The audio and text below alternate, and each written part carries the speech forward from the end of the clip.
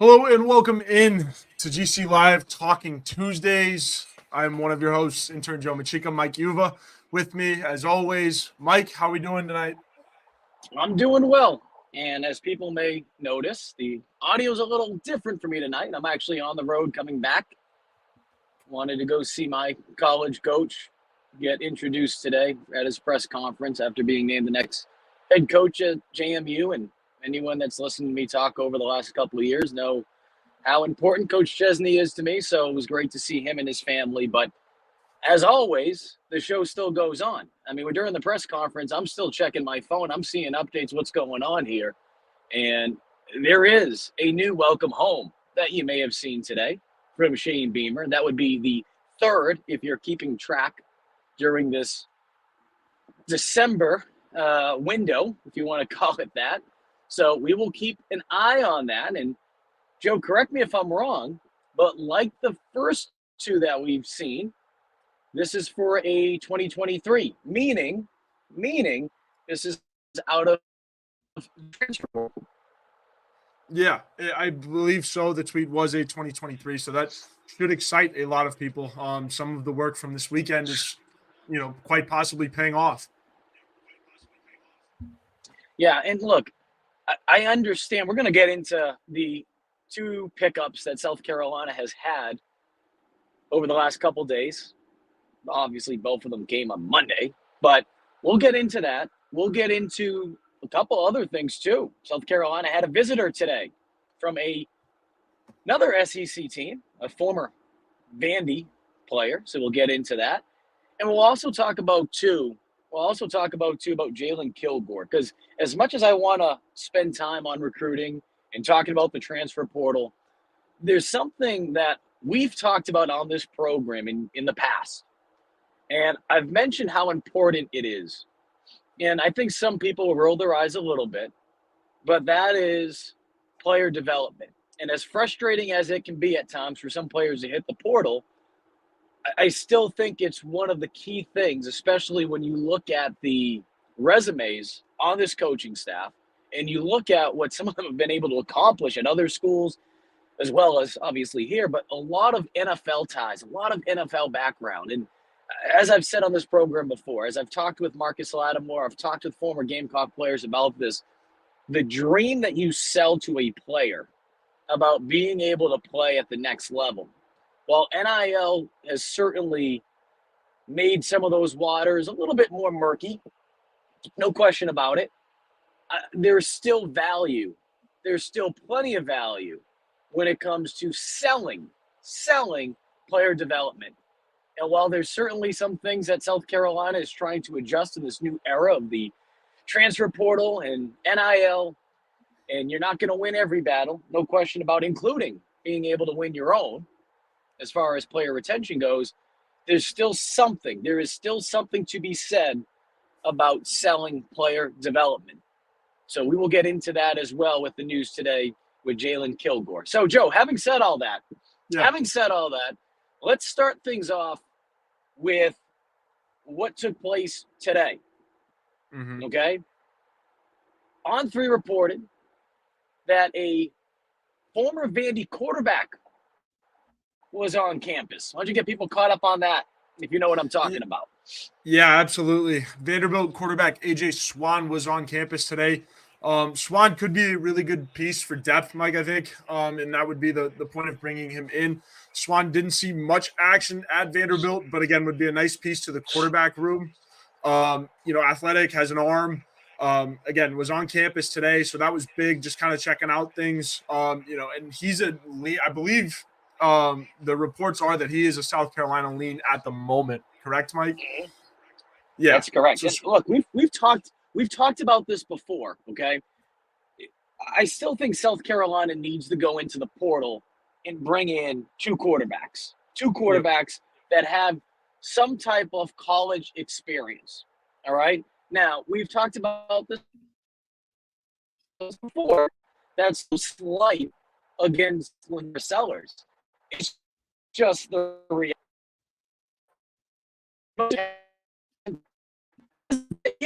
Started quarterback since 2020. Also, your most experienced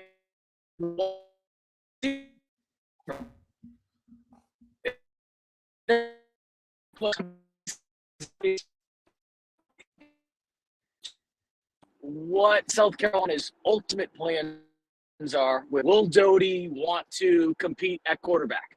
Because again, I've said this in the past, he's earned that right to compete for the starting job. There's no question. If he wants that opportunity, he's earned that right.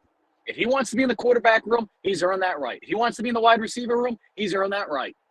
Now, if we get into what I like to call an Arnold Palmer situation where he's going to be playing a little half and half like we saw this past year, I think those are conversations that the coaches need to, I don't know if push is the right word, but they need to have further conversations with Doty. And the reason why I say that is you need to have a strong idea heading into spring camp, but certainly after spring ball, as to what your quarterback room is going to look like. And I'm not saying you necessarily need to know who your week one starter is, even though I'm sure there's plenty of people on here that will say, well, we know who it's going to be. And I get that. But you need to have an idea as to who's your 1 and 2. Because the reality is this. As of today, as of right now, as we sit here today on, December 12th? Yes. South Carolina, again, Luke Doty is your most experienced quarterback. Hasn't started a game since 2021. After that, it's Lenore Sellers. And then after that, it's Dante Reno. Reno's going to be enrolling in January. He's going to be enrolling here in a couple more weeks. That's great. Young, talented player. But like Sellers, he's never took a starting snap. Shoot, Reno pass on campus, including a practice. So I bring these things up because, and I've mentioned this before in the past, Joe, if any fan base knows the importance of having depth in the quarterback room at South Carolina after what they experienced in 2021, Luke Doty going down, Zeb Nolan getting banged up, Jason Brown, we just keep going down the list. So I bring this up because you need to have depth in that room, number one. But number two, whether you feel like Sellers is the guy or not, he's a young guy. And while I'm trying with a young quarterback, especially quarterback, but any position, but a young quarterback is to make them feel comfortable early on, if that makes sense, Joe. You want to make them uncomfortable. Yeah. You want them to feel challenged. You want them to be pushed. You want them to feel like they're going out there every day and having to compete for their job, that they don't feel like they're just being handed something. And that's not to say Sellers didn't do good things this year. That's not to say Sellers hasn't done good things going back to the spring game last year. It's to say that if you feel good about this young man being your starting quarterback this year, which means you feel good about him being your starting quarterback for the foreseeable future, that you want him to continue to get better.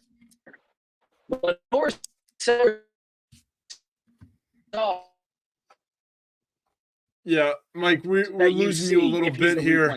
You want him to be better. Yeah, absolutely. And I think you were continuing on. I think you're continuing on in the Lenore Sellers a little bit there. I agree. As Mike tried to find some better cell service here, I think that Lenore Sellers, you want to keep him comfortable, right? But you also want to shake him up a little bit to have him be motivated, right? You don't want to gift him the starting quarterback job right away. I mean, you might have faith in him to do the job, but you don't want him to get comfortable and just kind of walk into the starting role and essentially get way too comfortable. You need some kind of motivation. You need somebody to push him and somebody to, I guess, compete in that or with that with him for the starting job. Any competition is healthy, I think, and surely you would want him to win the job out. But you want to push him just enough, but you don't want to push him too much. It's a tricky situation, obviously, with the KJ Jefferson situation. Lenoris, you could see a quarterback getting shaken up, stirred up if they bring in a big name guy that is expected to be the starter at that point. So I believe AJ Swan. Yeah, AJ Swan is the guy that you can kind of bring in, let him compete for the starting job. And if AJ Swan comes in here and beats out Lenore Sellers, Lenore Sellers needs some more work. So I mean, I think that's fair to say. And so you want a guy like Swan to come in and compete with him, but also you would ideally, right, if you're sticking with the plan here, you would want Lenore Sellers to beat out a guy like Swan. Yeah, it's going back, and Joe, cut me off at any time, and apologize for anyone that's hopping in. Yeah. Driving through the sticks here a little bit, but we keep the show rolling. So, Joe, cut me off if things get a little dicey here. But like you said, piggybacking off if Sellers, if for whatever reason you bring Swan and you bring whoever, and they beat out Sellers, that tells you that Sellers is not as ready as some people on the outside believe he is. Now, that's not me, that's not you, that's not anyone here saying that is what's going to happen. But it creates that competition that you've heard Shane Beamer and other coaches across the country, but Shane Beamer, since day one, say that is a core value with their program. They want competition. They want to bring someone in here that's going to challenge every other quarterback in that room, not just Sellers, Reno, and whoever they bring in there. If Doty's competing, then Doty's going to get challenged. You need to do whatever you can to create competition in there. And hopefully, with a guy like Sellers, if you expect him to be the guy, he's going to rise to the occasion, and he's going to be even better because he's going to look at it and say, you know what? This is a chance for me to prove why I should be the guy, why that's not just anyone's giving it to me. I'm going to go out there and I'm going to prove it. So, again, we'll see how things work out with Wayne, but I'm interested to see what that quarterback room is going to look like in a couple months when we get ready to head into spring football, which we have a couple months to go, but it's going to be interesting because they need to add, at least in my mind, 2 pieces. Yeah, definitely. You need 2 guys. And like I said, Swan or whoever, you need to bring in a guy that's going to compete with Lenoris, but also not push him over the edge. Because, again, you don't want to upset him. You don't want, to shake a kid's confidence, right? Mike, you make NFL comparisons on the show all the time. Well, you look at a quarterback in the NFL that's lost confidence, Zach Wilson, man. Like, that shows the multi-dimensions of a quarterback, right? And so you want Lenoris to be right in the spot, playing, up to the level of where he can win the job, and essentially you would hope, win a job anywhere in the SEC. And then, have him play at that level, but you don't want to shake his confidence. You don't want to bring in the wrong people that would essentially, throw his confidence off the rails and shake a kid like that, because, there is so much ability with Lenore Sellers. We know this, right? And from my biggest takeaway, obviously you can't do a whole lot with what you've seen in the game. My takeaway from all the game action, from what we've seen from Lenoris, is that, he's better, far and away better than all of the second teamers. So he deserves a crack at the first team. Yep. And from what we've heard within the building is that, he is good enough to play with the first team. The question is, can he keep it together?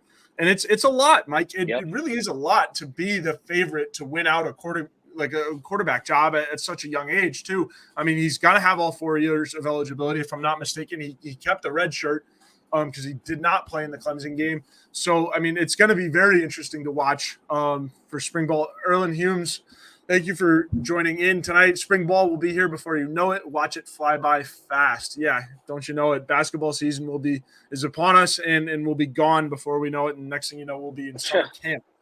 I mean, it feels like just yesterday football season isn't completely over, but the portal madness is heating up, and Gamecocks it is. Well, absolutely. You mentioned something about Sellers, and I'm not saying that this is the way he thinks. I'm not saying this is the way Reno thinks, and I'm not throwing Doty in there because if Doty wanted to leave, not saying he will, but if he wanted to leave at this point, he's earned that right because he's been here. He served his time. Yeah. But using those 2 players, if for whatever reason, and again, this isn't me saying that this is what the issue is, but if for whatever reason South Carolina brings in a quarterback, 2 quarterbacks, and there's competition in there, and Reno's pissed off or Sellers is pissed off, if anyone's upset by that, then the SEC is not for you. And again, that's not to say that Sellers is thinking that way. That's not to say Reno's thinking that way. That is where we're at. This is a business. You're trying to get better. This is a 5-7 team. 5-7 team. There's a lot lot of pressure, whoever fills those shoes that Spencer Rattler left behind. So I think it's going to be a tremendous opportunity for Sellers. It's going to be a tremendous opportunity for Reno, too, because these are guys that are going to have the chance to get a bunch of reps in the Oh, spring. yeah. So, I mean, that's another thing that should not be overlooked is that, competition, whoever's in there, you have two talented young quarterbacks, Sellers and Reno.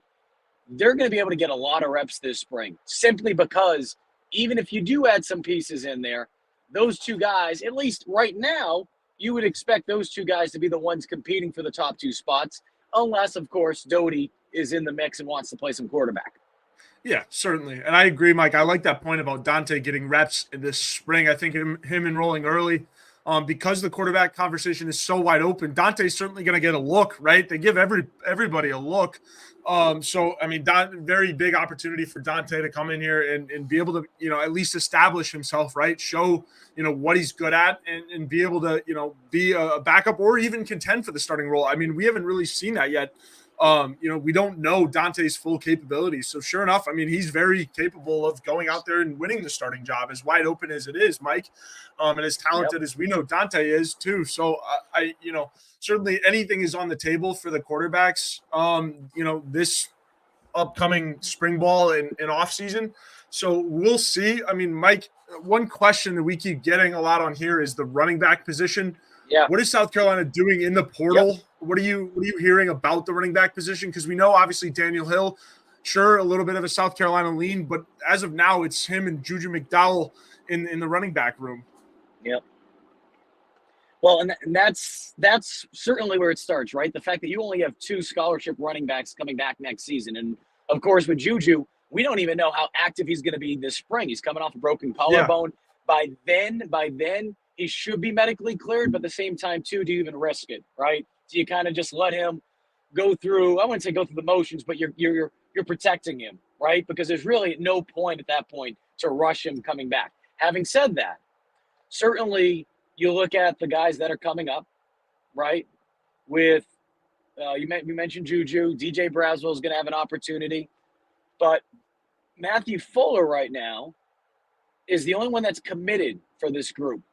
Yeah. For the running back room. Yeah. Of course, Daniel Hill is. Yep. Daniel Hill is in the mix, right? That's what we know. How about the portal? Because I know a lot of people have been asking about that. Yep. Well, certainly what I can tell you as of right now is Rocket Sanders is certainly still in the mix. There has been no indication yet that he is committed. I know we saw the welcome home today.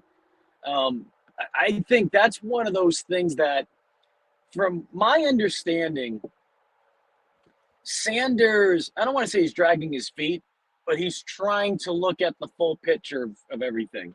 And certainly, from South Carolina's perspective, you're trying to hurry that process up a little bit. You're like, come on, man, let's go. And you would do that with any player because you're trying to get your pieces together for the following season, especially ahead of next Wednesday's National Signing Day, the early signing day period. Another player to keep an eye on, we've been mentioning him on Gamecock Central, but I think he's someone's name that you got to pay extra close attention to over the next couple of days. And that is running back Oscar Attaway. Now, Oscar Attaway played at North Texas, and he was an absolute stud over there. He can get it done on the ground. He can get it done as a receiver, whether you have him doing swing passes, screen passes at that running back position. He's also someone that you can put out in the slot. And he's also someone, quite frankly, who can make a difference out on the perimeter. So he's one of those guys where you can really line him up wherever. And I think that's something to keep in mind, especially with how many question marks are going to be surrounding this wide receiver room. Even if South Carolina is able to add a couple more pieces, I know they were able to add one yesterday with Jared Brown. We'll get into that shortly. Yeah. But being able to have some extra help, extra hands, no pun intended, help you at a position like that. So the thing with Oscar, he's really talented. He's very versatile. But another thing too, this coaching staff has been very impressed by with this young man is that he's also a guy that has proven that he can be a strong pass protector. Now he ranks 5th all-time in rushing yards. Might actually be 4th. I don't have my notes in front of me as I'm driving, but he has done a tremendous job for the Mean Green at North Texas. And as I've mentioned before, don't get so caught up. I mean, obviously, if you can bring in a talented guy from a big name school and he had this many stars coming out of high school, that's great. But also, don't get so caught up sometimes on where some of these players are always coming from. I've said this before. I had conversations with 2 FBS coaches and 2 FCS coaches this morning driving up to Virginia, and we talked about this. And one thing they said is something that we've been talking about. Yeah, absolutely. We're losing Mike, as he said he was driving a little bit, but that kid from North Texas, Mike, his tape is really, really, really good. I think again, you mentioned his pass blocking. That's a big ability, and as well. Kind of get involved in the run game. If you wanted to go a 2 running back set, and then also have him get upfield and block a little bit for you, I think that's a very big deal. Mike, we're getting some questions that are asking if the kid from North Texas from Rocket Sanders were to come and Daniel Hill comes, would that be enough depth? And then Big Red asks, would a commit from Rocket be detrimental to getting a guy like Daniel Hill? Mike, do you have anything for that? Do you repeat that one more time? I'm texting that. I'm voice texting the coach back that just messaged me. I'm sorry. All good. Yeah, so people are asking, would a commitment from Rocket and the kid from North Texas be a detriment to getting a guy like Daniel Hill? And will it be enough depth if you were to get, all 3 or even 2 of the 3 is what people are asking. Well, I mean, we talked about it from a quarterback standpoint too, right? Like, competition's always a good thing. And when you look at South Carolina's running back room from an experience standpoint, Juju McDowell's your most experienced back. And Juju, number one, he's coming back from a collarbone injury, broken collarbone that he suffered late in the year. And then you have DJ Braswell, who did some good things, did some really nice things, but he's someone that, despite not being able to stay under the red shirt number of games, he had to use his freshman season, so he'll be a sophomore next year. He won't be a redshirted freshman. That he's still young. There's a lot of things that will still be fairly new to him. So I bring that up because I think, and I get this is a part that it's a double-edged sword, Joe. It is. You worry sometimes about bringing in players, and what does that do to your locker room, specifically position to position? What does that do to the morale, the psyche from position to position? And this isn't a shot at any player on the current roster, but if you're a coach, you can't bank on some players just automatically being back there year after year. You want to develop players. You want these guys to go from freshmen to sophomores and staying within your program. And it's unfortunate that you have to think this way, which I'm about to say, but you have to do what's best for the program. You have to do what's best for the program. So if you feel like going out into the portal, finding 2 players that have experience, that you feel like can create that competition in that room, and maybe they do beat out some of the guys you're signing and bringing in that are young guys. That's what you got to do. But go ahead, Mike. No, that's what you got to do. So, to me, and the other part of it too is this. We're talking about the limbo where South Carolina is at. Daniel Hill, he's not set to make his commitment until the first week of January. So he's not going to be January 6th. putting pen. I'm glad you brought that up. Correct. Yeah. He's not going to be putting pen to paper until the second signing day period, which is the first Wednesday in February. So when you look at it and you're trying to get a sense of numbers, you can try to be like, all right, well, you know what? We have a good chance to get Daniel Hill. And I think South Carolina, from talking to people still over the last couple of days, they still feel good about him. However, if you don't pick him up, and I'm not trying to scare people, but if you look at Wes Mitchell, our colleague's report on the Insider Forum last week, Fuller's getting more attention simply because he's moved up in the rankings. He's ranked 11th by On3 for this year's 2024 class for a running back. And I'm not trying to scare people, but God forbid he goes elsewhere. I'm not saying that will be the case, but now what? So you have to, in my opinion, you have to go hard at it. You have to go hard. And if a guy like Rocket Sanders, we'll use him for example, because I know so many Gamecock fans would love to see him in the garnet and black. If some of these players are dragging their feet, you have to, the old saying, right? Piss a good off the seat. You have to make a decision. And that's why if South Carolina were to sign someone like Oscar Attaway in the next couple of days, next week or so, it wouldn't surprise me one bit, even if they still are able to pick up a couple of these other running backs, simply because you can't be in this waiting game. You can't have one or two players hold you hostage. How many times have we talked about that from an NIL standpoint? You can't allow one or two players to hold you hostage. Hey, we want more money. We want this. Well, if you do that, you might not be able to pay the rest of the team. Same deal when it comes to the transfer portal and signing guys out of it, or from a recruiting standpoint with players coming out of the high school ranks.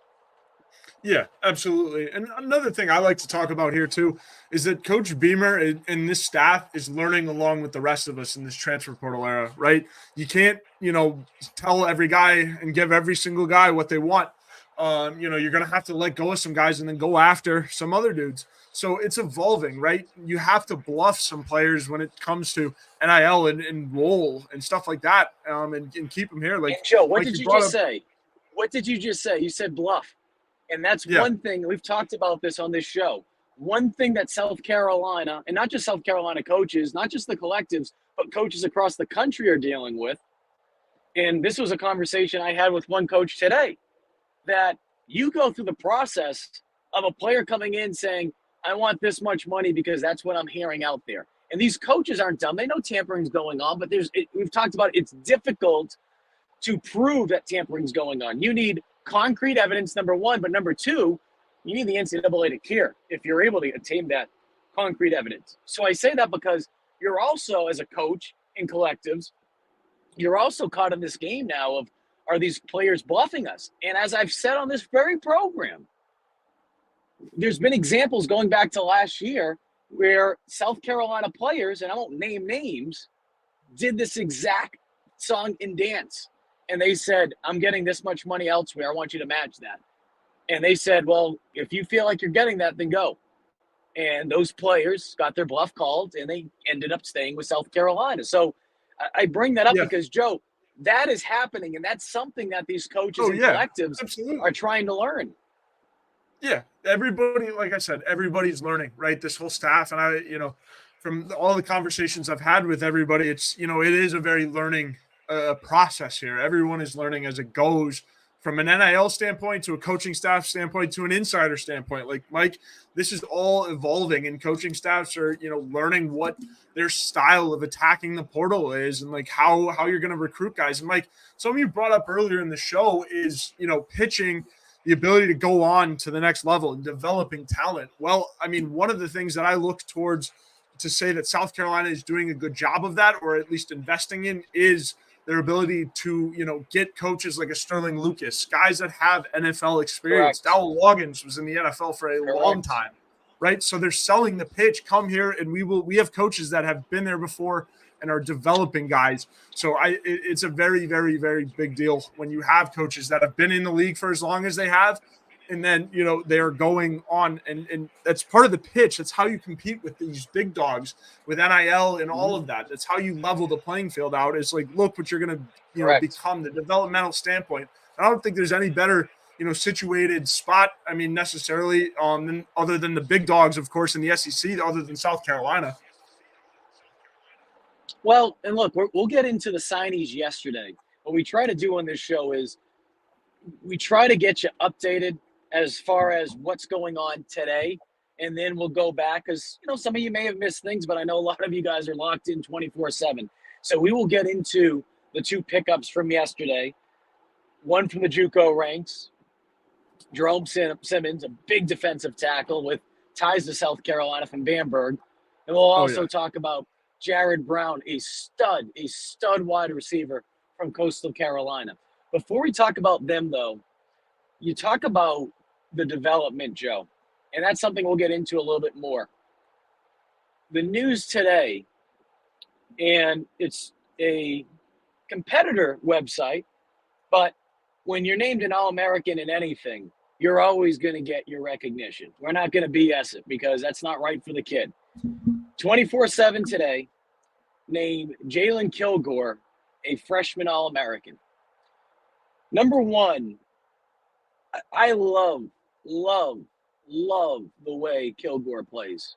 I love the way he plays because he is someone that when you watch him play, number one, you can just tell the kid friggin' cares. The kid friggin' cares, number one. But number two, he's someone that is still developing into his body, into his frame, and is still learning the game. He has so much raw ability. And I think we saw a lot of that this year. And I think he's only going to get smarter. Bringing that up. And while the defense, yes, they finished strong last season. We've been giving them their flowers for what they did over the last 3 games. That's the reason why they won the Kentucky game. That's the reason why you were in a game against Clemson in that final week. The defense, of course, they had their woes throughout the course of last season. However, that shouldn't take away the fact of a stat that is just damn impressive. And that stat being, since defensive back coach Torian Gray, and by the way, not every defensive back coach out there in the country is coaching corners, nickels, and safeties. Sometimes you have a coach who strictly coaches safety. Sometimes you have a coach that strictly coaches corners, and sometimes the nickel in there as well. He coaches all 3. Since he's been here, in 3 years, South Carolina has had four defensive backs that have been named All-Americans. 3 of those players were freshman All-Americans. 3 of those players are going to be back on your roster next year. So I bring these things up. And obviously some of these guys, yeah, they play the same position to an extent, right? That's why we saw, and it was trial and error. And now that the season's over, I don't know if it will make everyone feel perfectly okay with everything. But this is why we saw Clayton White, Torian Gray. This is why we saw them do everything they could to keep all 3, DQ Smith, Nicky Manwuri, and Jalen Kilgore on the field. That's why we saw some of those guys playing nickel. And did it work with some? No. Kilgore did a pretty decent job towards the end of the season. So I bring that up, Joe, because the reason why we saw that is because of what we've seen over the last 2 years, which is you have 3 studs. You have 3 guys who can change the game. And while we sit here and talk about wanting to put your talent on the field, we also have to keep in mind what happens if you have studs in your room, dogs in your room, and you're not playing them. You have to be worried now more than ever that they could enter the portal, that someone might come knocking and be like, hey, we're going to offer you a bunch of money. You're going to come knocking and come there our way. So that doesn't mean if things aren't working to just stick with it for the sake of it. But that's why, and today even further proves it, why South Carolina was trying to do some of the things they were, because they realized, man, we have 3 talented defensive backs. And certainly nickel was a position that they were struggling with early on in the year. And they were trying to find a way to make it happen once Worry came back and was healthy, by being able to find a way to keep all 3 of those guys on the field as much as possible.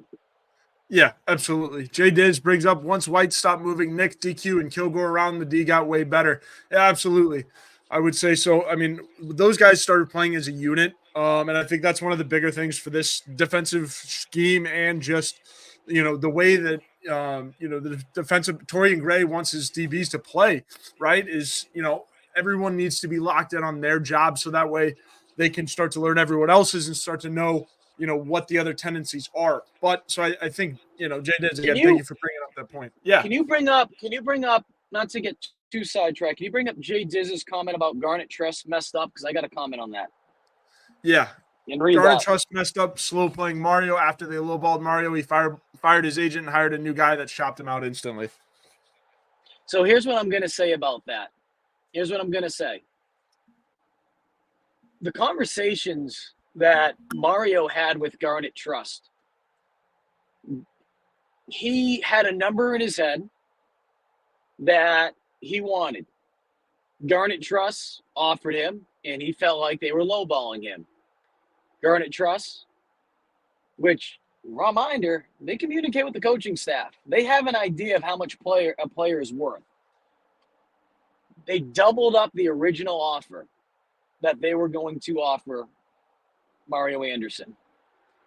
And it looked like, and as some of you may recall, I believe it was Monday night, I put out a tweet on X or whatever the heck you want to call it, put a post out on X, sharing that things were heading in the right direction. Things were heading in the right direction. Well, a day goes by, 2 days go by, 3 days go by. Mario hasn't signed his deal. And at that point, something was like, what's going on here? Well, during that time period, Mario ended up signing with an NIL agent. The NIL agent wanted the original offer. They weren't going to do that. Because again, going back to some of the things that we've talked about, this isn't the NFL. And it's not like, oh, Garnet Trust is struggling for money. No. But you have to go into situations knowing that you can't just give out unlimited money. There's other players on this team, and I will share this, won't say specific names, who had NIL deals in place. Once the Juice Wells news came out that Juice wasn't returning, there was, I'd call it a ripple effect. Yeah. And multiple players, some who even agreed already to NIL deals, wanted to renegotiate their NIL contracts because they're like, well, we have more money now that Juice is gone. That's not how this works. That's not how this works. So I say those things because, look, if Mario feels like he can go out and get more money, more power to him. More power to him. But I'll also say this, and I love Mario's story, and I'll never root against the kid. And I hope he goes wherever, crushes it, has a tremendous NFL career, getting ready to be a father. I hope he's a hell of a dad. I hope he's a hell of a husband in the near future. I'm always going to be pulling for Mario Anderson. Having said all that, I got a message yesterday, and I won't use the name, but I hadn't heard from this person in quite some time. And it is a Gamecock legend, Gamecock great in every way that word is looked at. And what they told me is, first off, they were really disappointed that Mario was leaving. Really disappointed. And what they mentioned to me was this. What some kids are failing to understand is, and I'll pick on Mario we'll use Mario. I'm not like strictly just picking on Mario, but yeah, we'll use Mario for example here. What some players are failing to understand is that right now, even in this era of NIL, and I don't want to count another person's bank account, where they come from, because certainly some of that stuff factors in, but this isn't where you're going to be getting the bag, so to speak. You're going to be getting the bag at the next level if you play well at this level, if you perform well, if you show out. And again, I hope Mario goes somewhere and he has that opportunity. He certainly was going to have that opportunity here if he came back. There's no question that he would have been the week one starter. No question. But he wanted to go out there and wanted to go get some more money. More power to him. But number one, as this individual told me, the money, the real money for the majority of these people, the majority of these players is at the next level. That's something that we already know. But that's just to reaffirm. But the other thing too, Joe, is at some point for some of these players, and I hope Mario, if he tries to go play in the NFL, which I'm assuming he's going to try, I hope he has a long, successful NFL career. Long. The opportunities that he may be closing the door to, and it's not just Mario, this could be any player, but again, we'll use Mario for example. The opportunities that he's going to be closing the door to in the future in this state, because at some point football is going to stop, whether that be when he wants it to or whether that not be on his own terms.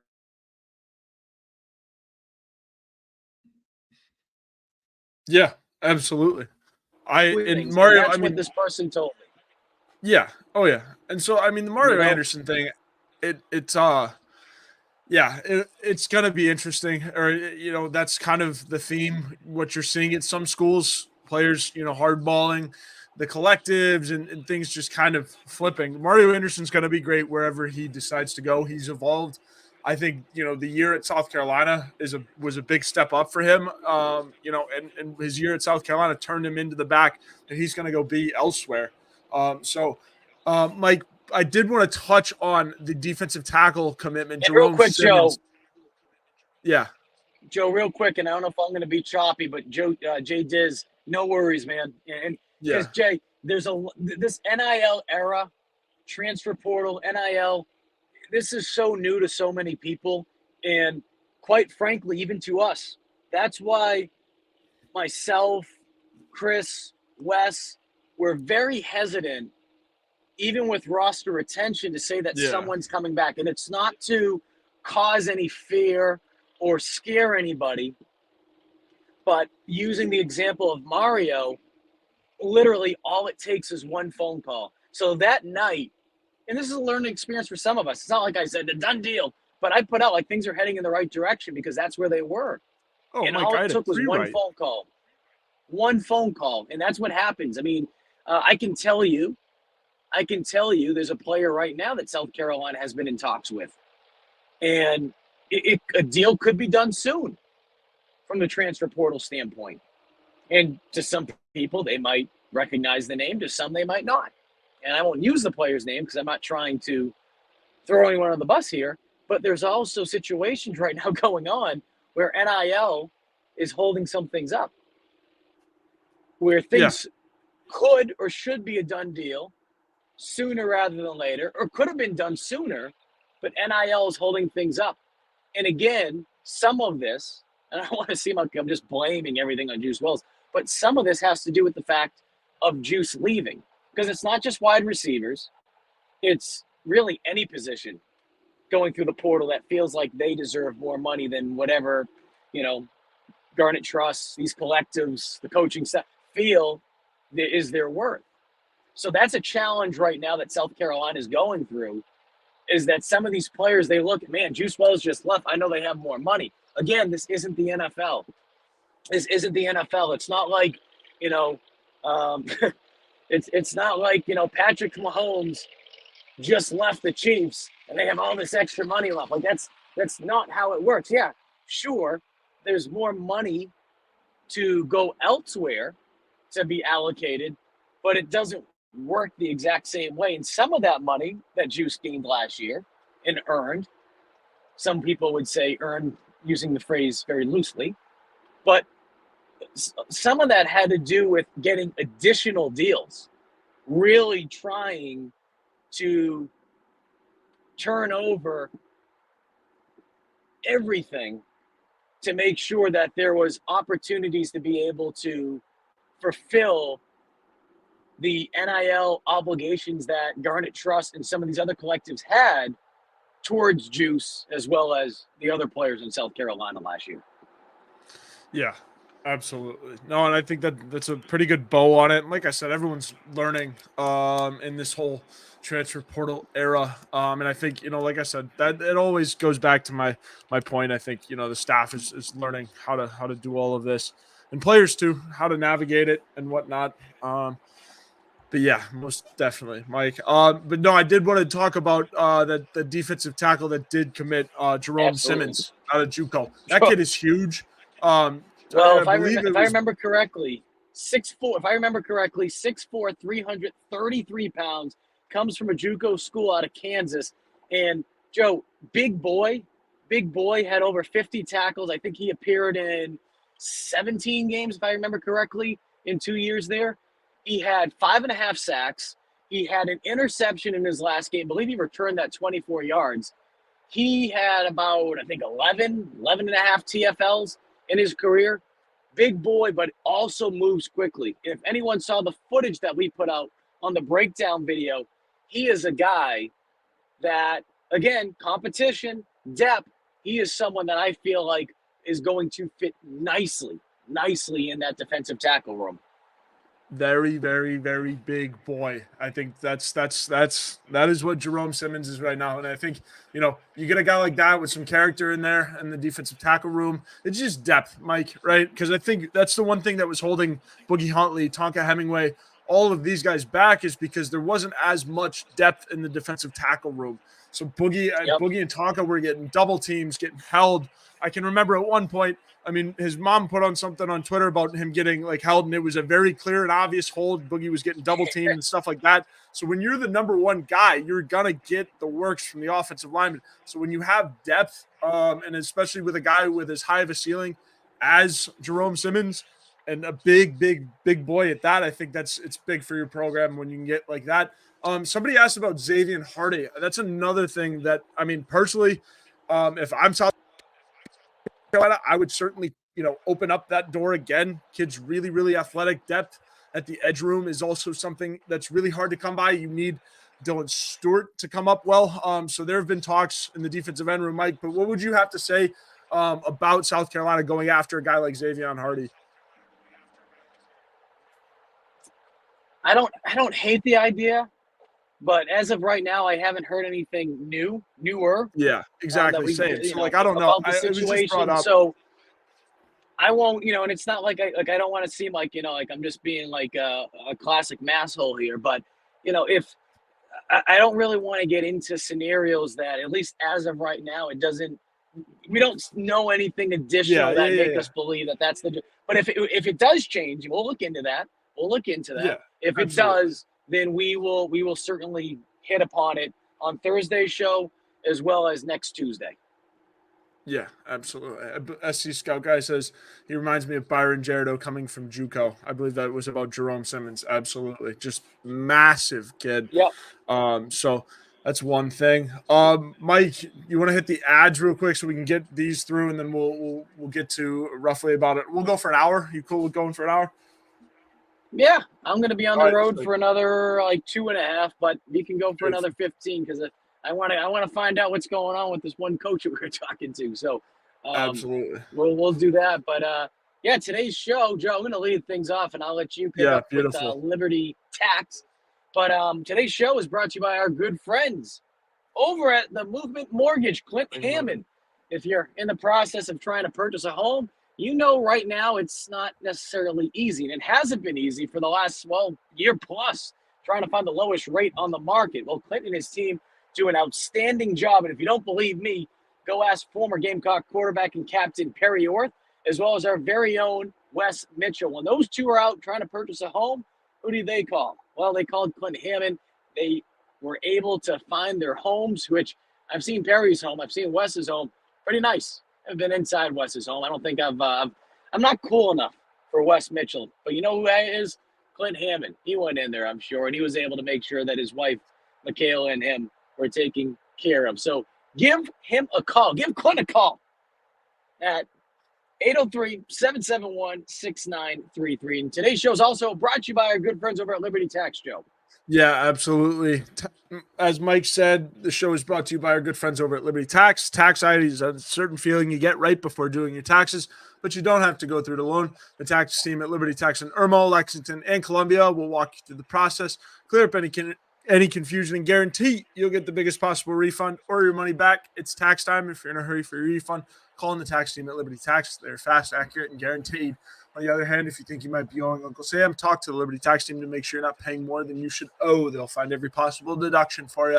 Locally owned and operated, staffed by tax professionals from your neighborhood. Open 9 to 9 on weekdays and 9 to 5 on Saturdays with multiple service options. Start through the Liberty Tax mobile app or through the desktop portal. Make an appointment or just walk in. Give a call to upload your tax documents. And when you come in, your return will be ready to review and sign. Give them a call on your screen right now, 803-462-5576. Once again, 803-462-5576 for all of your tax needs. Joe, I want to talk about the second player that South Carolina was able to pick up yesterday. And he is a player that when we look at some of these other, there's a pattern that we're seeing with the players that South Carolina are going after with some of these positions. I mentioned Oscar, there's the Boston accent, Oscar Attaway, and some of the things Oscar has been able to do that remind me of things that Mario Anderson was able to do a little bit. Not necessarily maybe he could be a bruiser. Mario certainly had more size. It felt like he was just more stocky. Kind of had that that Kevin Harris feel to him. But when I look at the wide receiver position, McGowan over here, am I pronouncing that right? Might not be pronouncing that. McGowan from Vandy, and I probably butchered that name. So I say that because he is someone that's very dynamic, and South Carolina is certainly still going after heavily. Someone that can be big in the return game, and I want to talk about him a little bit more in a little bit, but he's also someone that you can put at multiple spots on offense, certainly starting with wide receiver. So I say that because when I saw his tape, and I hate comparing players, but it's tough not to sometimes when you see, limited tape on some of these guys. It makes you say, man, this reminds me a little of this guy. Jared Brown reminds me a little bit of him. Now, I don't know if South Carolina would try to use him the same way on special teams. Certainly, McGowan is a dynamic returner. And I don't know if Brown, shoot, Joe, you might have to check for me. That's the one thing I don't think I really checked yesterday to see if Brown really was a returner. I don't know if he really was. But I say that because Brown reminded me a lot, just going back and watching a handful of games over the last 2 years. Brown reminded me a lot of what we saw with Deebo Samuel during his days at South Carolina. He was lined up at receiver. He was in the slot. He was on the perimeter. He was also in the backfield at times, in the pistol formation. And a lot of the run plays that were designed for him, a lot of it was options. A lot of it was motioning the receiver, jet sweep handoffs or some type of option, read option, speed option, zone option, like just everything. Just go down the list. They really did a phenomenal job of trying to take advantage of his speed and using him out in space. So I say that because with Brown, he is a lot of fun to watch as a pass catcher. Last 2 seasons, I believe, receptions and receiving yards, top 2 on the team, led Coastal his freshman year, his redshirt freshman season, and he has played in a lot of games. I believe, including his redshirt freshman season, his redshirt year, he played in 2 games that season. Yeah.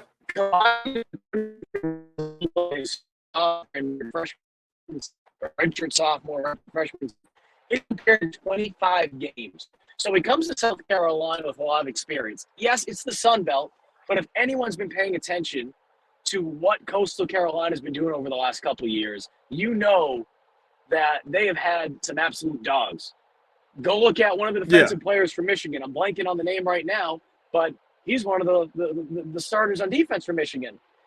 You look at, I know this name right now is going to probably trigger some, but look at what Juice Wells was able to do. And I know that's before Juice Wells moved up JMU, before they moved up into the Sun Belt. This is still at the time, FCS rank. But even a guy like that, right? He moves on up, and he was able to have a lot of talent. That's not saying, okay, Mike's saying that Jared Brown's going to be the next Juice Wells. I'm not going as far as to say that. But as we've said, in a perfect world, you would love to have Juice here. You would love to have Juice here. It wasn't in the cards. Not happening. Are you just going to fold the program? Of course not. Of course not. The show still goes on. So what do? You go out into the portal.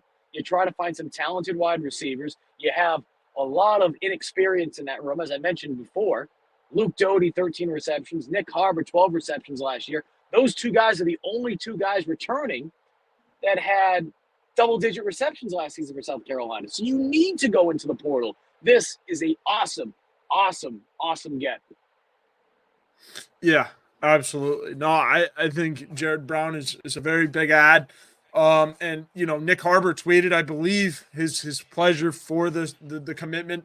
So that was big. If Harbor's happy, you should be happy. So Jared Brown, very big addition to the room. And Mike, I'm glad you brought up that North Texas running back again, just because, again, I think you talked about the comparison to Mario Anderson a little bit, but I think, his adjustment to the SEC will be a lot quicker. Just with his Yes. stats and the way he's been running for the Mean Green down there. Like, I mean, he runs with his pants on fire, man. It seems like he goes, he hits the hole hard. He's a bigger back, but sure. I mean, like his adjustment will not be, as slowly as Mario Anderson's. I think, he could make an impact right away. Well, and the other thing too, Joe, we've shared this before in the past, and it doesn't really matter now since Mario's gone. But just to remind folks, Mario even talked about it early in his Gamecock career. There were a lot of things, specifically in the blocking game, that he was being asked to do that at the Division II level, Yeah. he wasn't necessarily being asked to do those same things, or he wasn't being thrown into the mix where he was still learning, on the fly, because they didn't want to ruin his confidence. That's why we saw DeCarrion Joyner as much as we did early on, and as we shared many, many times before. Yeah, DK may have had, some struggles at time at the running back position in terms of being able to get things going statistically, but he was able to do a lot of good things in the pass protection game. He was also very good as a receiver out of the backfield, or even being able to motion him and using him in different spots, which we alluded to with Oscar and what he's capable of doing. So I bring those things up, Joe, simply because when we look at Mario was starting to do, and that's not to say that there won't be some type of learning curve here, but I think it was a combination of the learning curve for Mario, which, as we all know, he was able to pick up, as well as DJ Braswell towards the end of the season. My goodness, one of those nice blocks in the Kentucky game by the true freshman Braswell.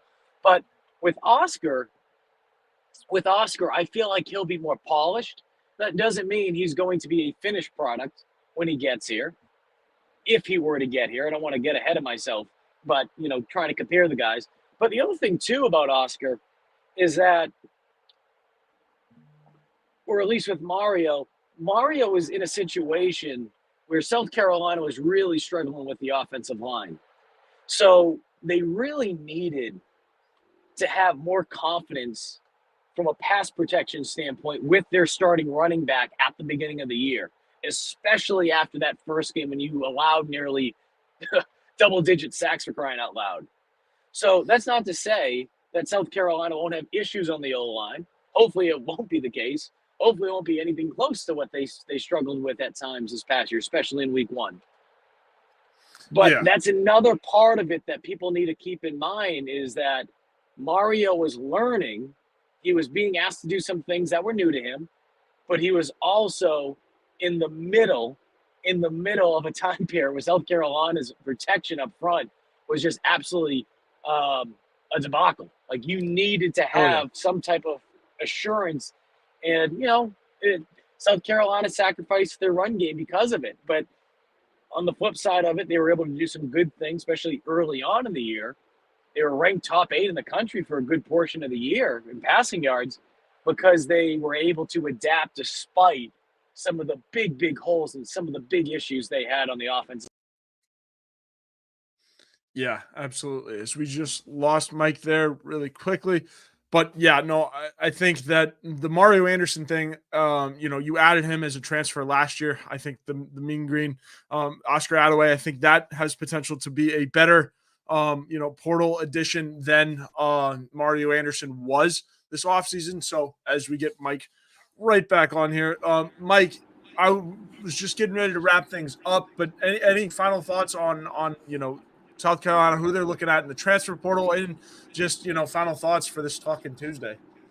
Yeah, one thought that I do want to add is that 16 players in the portal, scholarship players for South Carolina, 18, I believe, in total. So that includes non-scholarship players. As we've said before, yes, in a perfect world, you would have Juice Wells back. You would have Mario Anderson back. You would have Mitch Jeter back. You would even have someone like Omega Blake back, who provided depth this past season, started a couple games, and was certainly going to be in line to be a starter based on who South Carolina had pre-transfer portal. And even at a time period right now, after adding Brown, you would still assume that Omega would be in the mix to be a starter. Again, that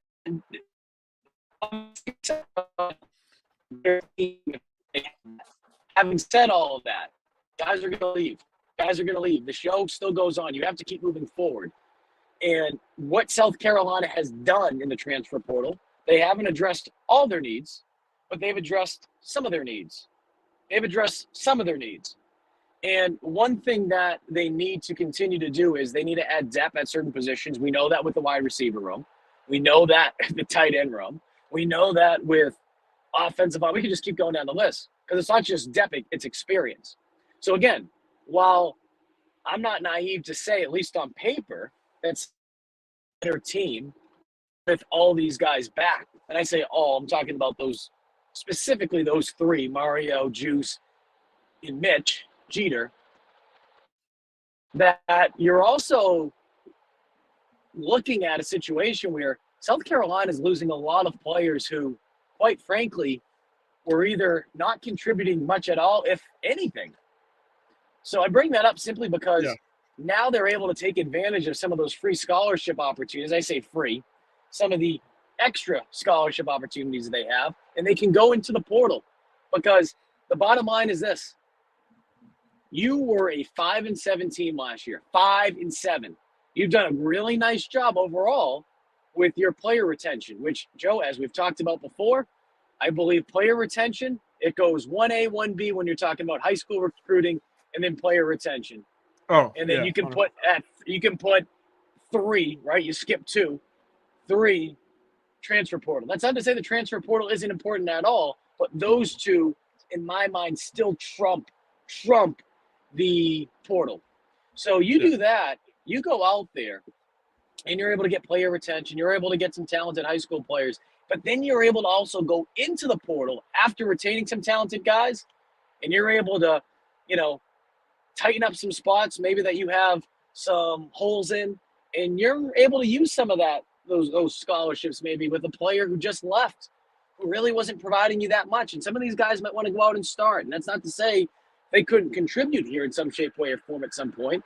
But, things weren't in the deck for them, so to speak. Yeah. So that's where I would look at things is it's not as bad. I said this a couple weeks ago. It's not as bad when you really look at things and you really boil it down from number to number, right? This player, that player, and you look at the 16, 18 players that have left here, again, you would love to have Juice Wells. You would love to have Mitch Jeter. You would love to have Mario Anderson. But overall, and you're looking at some of these other schools who are losing players, I think Florida, for crying out loud, they've lost nearly half of their signing class from the last 2 years. This offseason, this is the new norm of college football. Because South Carolina is not in a bowl game, that's why a lot of this is happening as quickly as it is. And quite frankly, I love that it's happening as quickly as it is because, number one, transfer portal, right, opened up last week.